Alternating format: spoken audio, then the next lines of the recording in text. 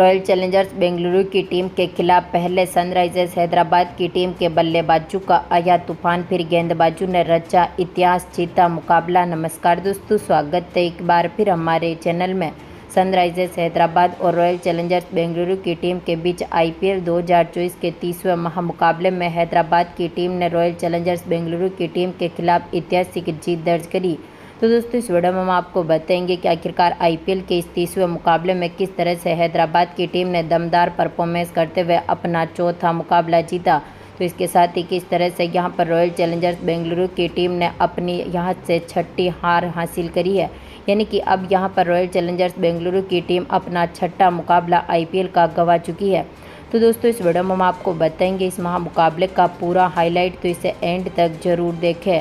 साथ ही चैनल को सब्सक्राइब नहीं किया है तो आईपीएल से जुड़ी हर एक लेटेस्ट अपडेट के लिए चैनल को सब्सक्राइब करके बेल आइकन जरूर दबा लें। अगर आप भी हैदराबाद की टीम की इसी ऐतिहासिक जीत के साथ खुश हैं तो इस वीडियो को एक लाइक जरूर करें। तो दोस्तों, हम बात करें इस महामुकाबले की शुरुआत से, तो आज के इस मुकाबले में सिक्का उछला आरसीबी की टीम के कप्तान फाफ डु प्लेसिस ने और गिरा भी उन्हीं के पक्ष में। रहने की रॉयल चैलेंजर्स बेंगलुरु की टीम ने इस मुकाबले में टॉस जीता और पहले गेंदबाजी करने का फैसला किया। बल्लेबाजी के लिए सनराइजर्स हैदराबाद की टीम को आमंत्रित किया। इस टीम की तरफ से पारी की शुरुआत करने उतरे थे ट्रेविस हेड, तो उनके साथ थे अभिषेक शर्मा, जहां पर अभिषेक शर्मा ने पहले ओवर की चौथी गेंद पर ही चौके के साथ अपना खाता खोला। तो इसके बाद दमदार फॉर्म में उतरे ट्रेविस हेड ने भी दूसरे ओवर की दूसरी बॉल पर टापली की गेंद का शानदार आगाज किया और दमदार इन्होंने भी लेग साइड की तरफ चौका जड़ा और यहां पर चौके के साथ बेहतरीन शुरुआत करी। तो इसी ओवर की तीसरी बॉल पर ट्रेविस हेड ने एक बार फिर दमदार परफॉर्मेंस करते हुए गेंद को बाउंड्री लाइन के पार भेजा और इनिंग का पहला छक्का जड़ दिया। तो इसी ओवर की आखिरी गेंद पर अभिषेक शर्मा ने भी दमदार परफॉर्मेंस करते हुए यहां पर बैकवर्ड स्क्वायर लेग के ऊपर से गेंद को बाउंड्री लाइन के पार भेजते हुए दमदार छक्का जड़ दिया। दोनों खिलाड़ियों ने मिलकर काफ़ी बेहतरीन पार्टनरशिप करी। चौथे ओवर की पहली गेंद जो कि यश दलाल डालने आए थे, अभिषेक शर्मा ने बैकवर्ड पॉइंट की तरफ एक बार फिर गेंद को बाउंड्री लाइन के पार भेजा और दमदार चौका जड़ दिया। तो इसके बाद पांचवें ओवर की दूसरी बॉल जो कि फर्ग्यूसन डालने आए थे, ट्रेविस हेड ने इनकी गेंद का भी शानदार आगाज किया और दमदार शॉट खेलते हुए यहां पर लेग साइड की तरफ छक्का जड़ा। तो इसी ओवर की तीसरी बॉल पर इन्होंने मिड विकेट की तरफ गेंद को बाउंड्री लाइन के पार भेजते हुए छक्का जड़ दिया। तो इसी ओवर की आखिरी गेंद पर इनके बल्ले से लॉन्ग ऑफ की तरफ एक और शानदार चौका देखने को मिला था। दोनों खिलाड़ियों के बीच यहां पर 5 ओवर तक की 50 पार्टनरशिप बनी। तो इसके साथ ही यहां पर छठे ओवर की दूसरी बॉल पर ट्रेविस हेड ने एक बार फिर लॉन्ग ऑन के ऊपर से गेंद को बाउंड्री लाइन के पार भेजते हुए छक्का जड़ा। तो इसी ओवर की चौथी बॉल पर ट्रेविस हेड के बल्ले से डीप मिड विकेट की तरफ एक और शानदार छक्का देखने को मिला था। तो इसी ओवर की पांचवी बॉल पर ट्रेविस हेड ने चौके के साथ ही अपनी 50 भी पूरी कर ली। तो उनके साथ अभिषेक शर्मा ने भी बेहतरीन परफॉर्मेंस किया। सातवें ओवर की दूसरी बॉल पर हेड ने एक बार फिर दमदार बाउंड्री के साथ चौका जड़ा। तो इसी ओवर की तीसरी बॉल पर इनके बल्ले से मिड विकेट के ऊपर से छक्का देखने को मिला। तो इसी ओवर की चौथी बॉल पर इन्होंने एक बार फिर मिड विकेट के ऊपर से दमदार छक्का जड़ दिया। तो इसके बाद आठवें ओवर की पहली गेंद पर अभिषेक शर्मा ने लॉन्ग ऑफ के ऊपर से गेंद को बाउंड्री लाइन के पार भेजते हुए दमदार छक्का जड़ा। 8 ओवर तक दोनों खिलाड़ियों के बीच यहां पर शतक की साझेदारी हुई, लेकिन इस शानदार साझेदारी को तोड़ने में सफल रहे थे टापली, जिन्होंने 9वें ओवर की पहली गेंद पर अभिषेक शर्मा का विकेट लिया। फर्ग्यूसन के हाथों से इनको कैच आउट करवा दिया, जो 22 बॉलों पर 34 रन बनने के बाद पेविलियन लौटे। तो इसके बाद ट्रेविस हेड का साथ देने मैदान पर उतरे हेनरिक क्लासेन, जहां पर हेनरिक क्लासेन ने भी 11वें ओवर की दूसरी बॉल पर मिड विकेट की तरफ गेंद को बाउंड्री लाइन के पार भेजते हुए छक्के के साथ अपना खाता खोला। तो पर दमदार फॉर्म में उतरे ट्रेविस हेड ने यहां पर 12वें ओवर की चौथी बॉल पर चौके के साथ अपना यहां पर शतक भी पूरा कर लिया, लेकिन इनकी इस शानदार शतक की पारी को तोड़ने में सफल रहे फर्ग्यूसन, जिन्होंने 13वें ओवर की तीसरी बॉल पर ट्रेविस हेड का विकेट लिया। डु प्लेसिस के हाथों से इनको कैच आउट करवा दिया, जो आज के मुकाबले में 41 बॉलों पर 102 रनों की शानदार पारी खेलने के बाद पेविलियन लौटे।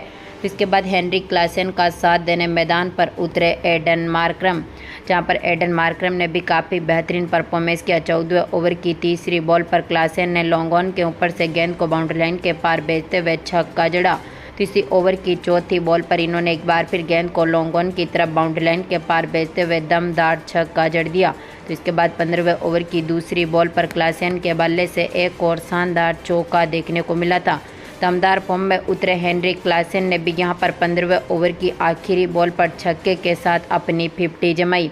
तो उनके साथ दमदार फॉर्म में उतरे एडन मार्करम ने भी शानदार साझेदारी करी। टीम का स्कोर 16 ओवर तक ही 215 रनों के पार पहुंचने में सफल रहा था। तो इसके बाद 70वें ओवर की दूसरी बॉल पर क्लासेन ने एक बार फिर शानदार शॉट खेला, एक बार फिर गेंद को बाउंड्री लाइन के पार भेजते हुए छक्का जड़ा। तो इसी ओवर की चौथी बॉल पर एडन मार्करम ने भी दमदार परफॉर्मेंस करते हुए शानदार छक्का जड़ दिया। लेकिन इसी ओवर की आखिरी गेंद पर फर्ग्यूसन ने क्लासेन का विकेट लिया, जो कि आज के मुकाबले में 31 बॉलों पर 67 रनों की शानदार पारी खेलने के बाद पेविलियन लौटे। तो इसके बाद एडन मार्करम का साथ देने मैदान पर उतरे अब्दुल समद, जहां पर अब्दुल समद ने भी काफ़ी बेहतरीन परफॉर्मेंस किया। 19वें ओवर की दूसरी बॉल पर चौके के साथ अपना खाता खोला। तो इसी ओवर की तीसरी बॉल पर इन्होंने एक और चौका जड़ा। तो इसी ओवर की आखिरी गेंद पर इनके बल्ले से थर्ड मैन के ऊपर से एक और शानदार चौका देखने को मिला। तो इसके बाद आखिरी ओवर की पहली गेंद पर एडन मार्करम ने एक बार फिर दमदार शॉट खेला और लेग साइड की तरफ गेंद को बाउंड्री लाइन के पार भेजते हुए चौका जड़ा। तो इसी ओवर की दूसरी बॉल पर इनके बल्ले से एक और शानदार शॉट देखने को मिला और इन्होंने एक बार फिर डीप मिड विकेट की तरफ गेंद को बाउंड्री लाइन के पार भेजते हुए दमदार छक्का जड़ दिया। तो इसी ओवर की 5वीं बॉल पर अब्दुल समद ने भी मिड विकेट की तरफ गेंद को बाउंड्री लाइन के पार भेजते हुए दमदार छक्के के साथ ही यहां पर स्कोर को 287 रनों तक पहुंचा दिया। यानी कि हैदराबाद की टीम ने आज के मुकाबले में अपने 3 विकेट खोने के साथ ही यहां पर 287 रन बना दिए।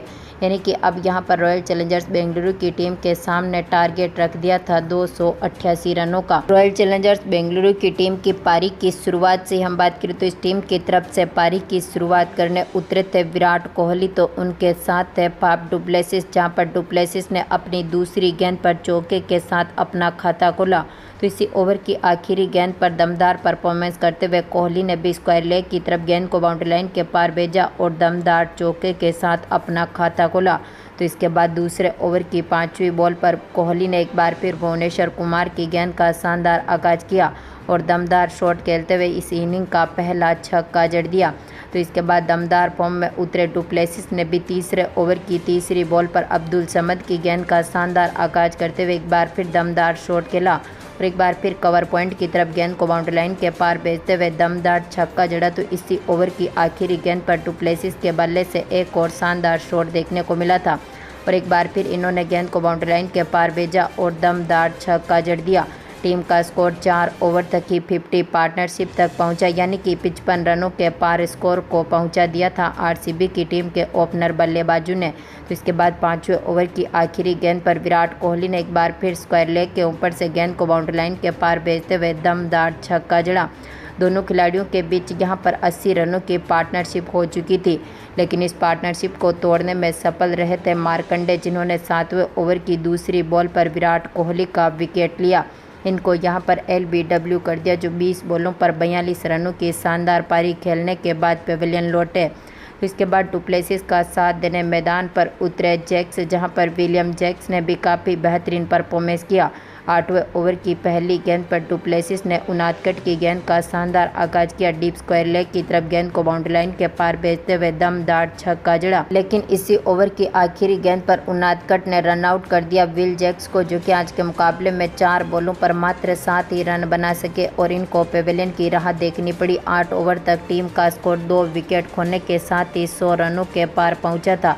तो इसके बाद पारी को संभालने आए थे रजत पाटीदार, जिन्होंने 9वें ओवर की चौथी बॉल पर छक्के के साथ अपना खाता खोला, लेकिन इसी ओवर की आखिरी गेंद पर पाटीदार भी मार्कंडे की गेंद का शिकार हुए। नीतीश कुमार ने इनका कैच पकड़ा, चूँकि 5 बॉलों पर मात्र 9 ही रन बना सके और इनको भी पेविलियन की राह देखनी पड़ी। तो इसके बाद डु प्लेसिस का साथ देने मैदान पर उतरे दिनेश कार्तिक, लेकिन आज के मुकाबले में डु प्लेसिस भी कुछ खास करते हुए नहीं दिखे और 10वें ओवर की तीसरी बॉल पर ही कमिंस ने डु प्लेसिस का विकेट लिया। इनको यहां पर हेनरी क्लासेन के हाथों से कैच आउट करवा दिया, जो कि 28 बॉलों पर 62 रनों की शानदार पारी खेलने के बाद पेविलियन लौटे। तो इसके बाद पारी को संभालने आए थे सौरव चौहान, लेकिन आज के मुकाबले में यह भी कुछ खास नहीं कर पाए और इसी ओवर की आखिरी गेंद पर कमिंस की गेंद का शिकार हुए। इनको यहां पर LBW कर दिया, जो अपनी पहली बॉल पर खाता भी नहीं खोल सके और इनको भी पेवेलियन की राह देखनी पड़ी। तो इसके बाद दिनेश कार्तिक का साथ देने मैदान पर उतरे महिपाल लोमलोर, जहां पर लोमलोर ने भी काफ़ी बेहतरीन परफॉर्मेंस किया। दिनेश कार्तिक के साथ मिलकर शानदार साझेदारी करी। 12 ओवर तक टीम का स्कोर जहां पर 135 रनों तक पहुंचा था।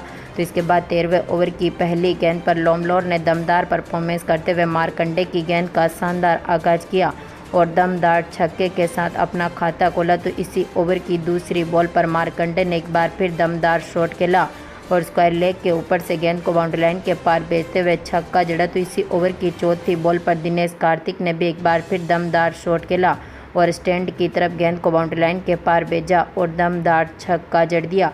यानी कि यहाँ पर RCB की टीम का स्कोर 13 ओवर तक 175 रनों के पार पहुँचने में सफल रहा था। तो इसके साथ ही अब तक टीम ने अपने 5 विकेट खो दिए थे। तो इसके बाद दिनेश कार्तिक ने 14वें ओवर की 5वीं गेंद पर उनादकट की गेंद का शानदार आगाज किया और छक्के के साथ ही अपनी 50 जमाई। तो इसी ओवर की आखिरी गेंद पर इन्होंने चौके के साथ यहां पर दोनों खिलाड़ियों के बीच 50 पार्टनरशिप बनती हुई दिखी, लेकिन इस पार्टनरशिप को तोड़ने में सफल रहे कमिंस, जिन्होंने 15वें ओवर की पहली गेंद पर लोमलोर का विकेट लिया।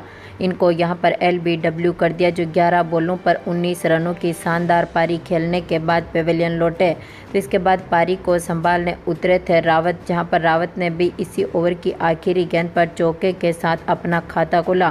तो इसके बाद 16वें ओवर की पहली गेंद पर दिनेश कार्तिक ने एक बार फिर शानदार शॉट खेला, गेंद को बाउंड्री लाइन के पार भेजते हुए दमदार छक्का जड़ दिया।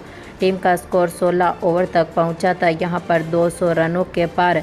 तो इसके बाद दिनेश कार्तिक ने काफ़ी बेहतरीन परफॉर्मेंस करते हुए शानदार शॉट खेले, लेकिन यहां पर दिनेश कार्तिक के रूप में भी टीम को तगड़ा झटका लगा था। 19वें ओवर की 5वीं गेंद पर दमदार फॉर्म में उतरे नटराजन ने कार्तिक का विकेट लिया। इनको यहां पर क्लासेन के हाथों से कैच आउट करवा दिया, जो कि 35 बॉलों पर 83 रनों की शानदार पारी खेलने के बाद पेवेलियन लौटे। तो इसके बाद आखिरी ओवर में अनुज रावत का साथ देने मैदान पर उतरे थे विजय कुमार, लेकिन आज के मुकाबले में अनुज रावत ने आखिरी ओवर की पहली गेंद पर शानदार शॉट खेलते हुए चौका जड़ा। तो इसी ओवर की दूसरी बॉल पर रावत के बल्ले से एक और चौका देखने को मिला। तो इसी ओवर की 5वीं गेंद, इसके बाद आखिरी गेंद पर राहुत ने एक बार फिर दमदार शॉट खेलते हुए चौके जड़े। आज के मुकाबले में RCB की टीम ने अपने 7 विकेट खोने के साथ ही 262 रन बना दिए। यानी कि यहां पर सनराइजर्स हैदराबाद की टीम ने RCB की टीम के खिलाफ 25 रनों से ऐतिहासिक जीत दर्ज करी है।